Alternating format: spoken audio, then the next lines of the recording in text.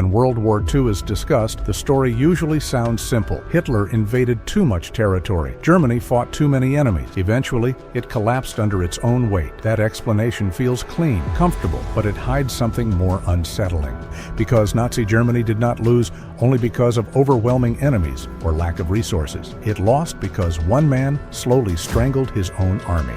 And most people never talk about how it happened. The myth of the military genius. Adolf Hitler did not want to be remembered as just a dictator. He wanted to be remembered as a military mastermind. He read books on famous commanders.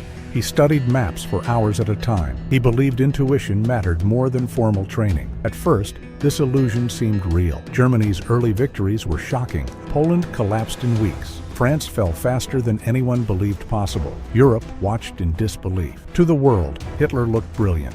To Hitler himself, it felt like proof that he understood war better than anyone else, and that belief would become deadly. When listening turned into obedience. Early in the war, Germany's military was still professional. Experienced generals planned operations. They argued fiercely. They changed plans when conditions changed. Hitler was involved, but not dominant at first. Then the victories came. And with them, a dangerous thought formed in Hitler's mind. If I was right before, why wouldn't I be right again? Slowly, he stopped listening. Then he started overruling. Then he began issuing direct battlefield orders. This was not announced. There was no dramatic moment. It happened quietly, and it changed everything. A war directed from a desk, Hitler did not command from the front. He commanded from deep bunkers and map rooms. Tables covered in charts, pins marking divisions, straight lines drawn with rulers. To Hitler, war looked orderly. To soldiers, it was mud, exhaustion, fear, and chaos. Radios failed. Weather destroyed plans. Men collapsed from hunger and cold. Generals tried to explain this reality. Hitler dismissed them. He believed discipline could overcome geography, that willpower could defeat logistics. And above all, he believed retreat was weakness, the obsession with holding ground.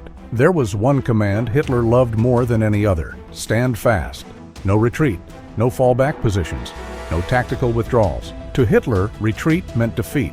Movement backward meant loss of control. But to professional soldiers, retreat is survival. It saves men, it saves equipment, it buys time. Hitler banned it, even when positions were indefensible, even when supply lines collapsed, even when entire armies faced encirclement.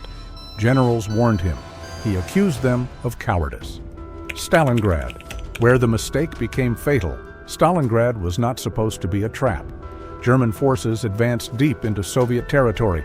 Supply lines stretched dangerously thin. Winter approached faster than expected. Experienced commanders saw the danger immediately. They asked for permission to pull back.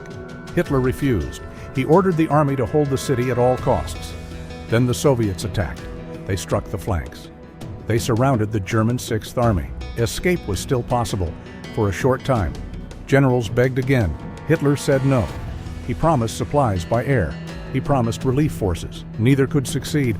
An entire army froze, starved, and died, not because it had to, but because retreat was forbidden. The soldier inside the trap. Imagine being one of those soldiers. Your boots are falling apart. Your fingers are numb. You haven't eaten properly in days. You know the position cannot be held. Your officers know it, but far away, a man with a map says, "Stay." And so you do, because disobedience is death. This was not courage, it was paralysis. The silent destruction of the officer corps. After Stalingrad, something invisible broke. German generals stopped speaking honestly. They learned the cost of disagreement. They saw careers destroyed. Some saw friends executed. So they adapted. They stopped arguing. They stopped suggesting alternatives. They obeyed. Even when orders made no sense. Even when disaster was obvious. The German army still looked powerful, but its brain was dying. A pattern repeated everywhere. Stalingrad was not unique. The same mistake happened again and again. In North Africa, in Italy, in France after D-Day, on the Eastern Front until the final days. Armies that could retreat and regroup were ordered to stand. Units that could escape were encircled instead. Veteran soldiers were lost forever. Germany did not run out of weapons first. It ran out of experienced men. Why flexibility matters in war. Every successful army adapts. Plans change. positions shift, mistakes are corrected. Hitler removed that ability. He turned strategy into obedience. He turned generals into messengers. He turned setbacks into annihilation. The Allies learned from failure. Germany repeated it. The war turns against him. As defeats mounted, Hitler tightened control even more. He trusted fewer people. He centralized decisions further. He relied on imagination instead of reality. He ordered counterattacks with units that did not exist. He planned offensives without fuel or air support. He blamed failure on betrayal instead of strategy. Each loss made him more rigid. Each disaster made retreat more forbidden. Even at the end, the mistake continued. As Soviet forces closed in on Berlin, the pattern remained. Hitler ordered armies to move through territory already lost. He commanded divisions reduced to shadows. He planned victories with imaginary reinforcements. Reality no longer mattered. The same mistake that doomed Stalingrad now doomed Germany itself. Why this was his biggest mistake? Invading the Soviet Union was reckless. Declaring war on the United States was catastrophic. But those were gambles. This was deeper. This mistake poisoned every decision afterward. By banning retreat, Hitler multiplied losses. By silencing generals, he destroyed adaptability. By demanding control, he removed survival. Germany didn't just lose battles, it lost the ability to recover from them. The war that could have been different if Hitler had trusted his generals. Germany still might have lost, but slower, with fewer disasters, with less total collapse.